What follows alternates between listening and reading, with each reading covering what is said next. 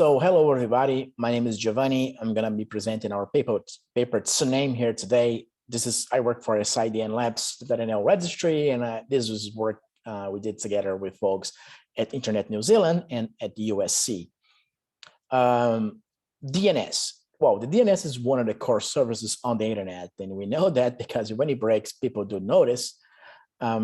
This was areas affected in the US when Dyn went down, a major DNS provider, and people could not reach Netflix and Spotify. That's a big deal. People noticed it. And when you talk about DNS servers, there are actually two main types. For example, when you want to go to wikipedia.org, your client just asks your resolver, hey, find this for me. And the resolver here, we're going to do all the heavy lifting to find where the information is located.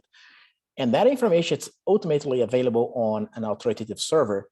So that server would then respond to the resolver, the client gets the answer, the client can go to Wikipedia. And coming to authoritative servers, New Zealand have their own authoritative servers for .NZ, and they usually get 750 million daily queries. But there's a specific event one day here, overnight, they start to seeing 50% more traffic on their authoritative server side, which was very strange, and operators don't like surprises like that. And so when they looked to investigate the issue, it turned out that two domains, A and B, on New Zealand, basically had little traffic, out of a suddenly start to receive more than 150 million queries a day. So was this a DDoS? But it's very strange because a DDoS against domains that had no traffic, very interesting, very strange. And when they look into the configuration of these domains, they found a loop. Domain A would point to domain B, and domain B would point back to domain A. And that caused a bunch of resolvers to repeat tons of queries and surging the traffic in here. And DNS, this is known as a loop or a cyclic dependency. So in this paper, what do? We really investigate this issue. We call this vulnerability as TsuNAME, and they show in the paper how it can be weaponized, and that it can be and how it can be actually. And we're not only interested in understanding it, but we're interested in protecting operators of DNS. So we provide a tool for them. They can scan their own zones and find loops. So if they don't have loops, they are not vulnerable to that. And the third contribution is fixing bugs. So we carry out responsible disclosure, a bunch of vendors fixing their software to not be vulnerable, and especially Google Public DNS and OpenDNS, they fix their software. Because the real threat is weaponization. If two domains cause 50% total traffic surge, imagine if an adversary would hold many domains, let's say hundreds, and create loops in all of them, and then trigger resolvers to send queries from botnets. We don't know what could happen to a TOD in this case. So what we did in the paper, we investigated the root causes of these loops, and it turned out that there are three main root causes. There are resolvers that would start looping on when they find this DNS loops. They would just start sending queries nonstop. Hey, where's A? Where's B? And then where's A again? And then they get into an infinite loop here. But there are also clients that they also loop. So when they get a response from the resolver and they're not happy with the response, they're going to send queries and over again. And a combination of both is always possible. So we're going to provide solutions later on. We'll see them. And people say, well, loops are a very old problem. Isn't it solved already? Well, it turns out that RFC 1034 is very vague about that. They say that resolvers should bound amount of work to avoid infinite loops, meaning if you find a loop, don't send more than n and a number x of queries.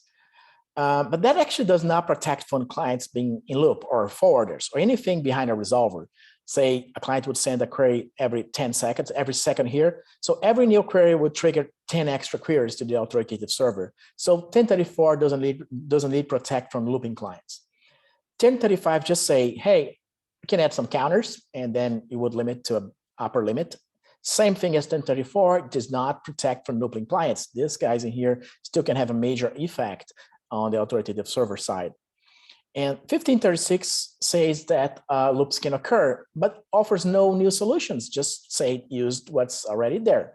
But again, that does not protect you from these old loops here. There's loops here on the client side. So our solution is to detect those loops if a resolver operator, the resolver developer, detect them and negative cache them, meaning put them in cache so all the new queries from clients, once if the clients are looping, they're going to be answered from cached instead of sending queries again to the authoritative server. And that would solve the issue, would minimize the loops in here, and will prevent the effects of those loops into the authoritative server side here. And in the paper, we also carry out a bunch of control experiments to see whether the autonomous system is vulnerable to that.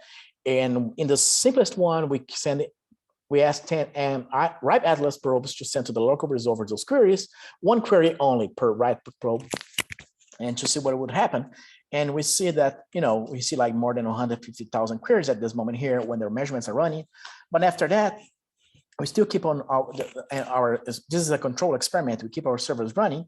And you see for hours queries coming in from resolvers, even though there are no users sending queries.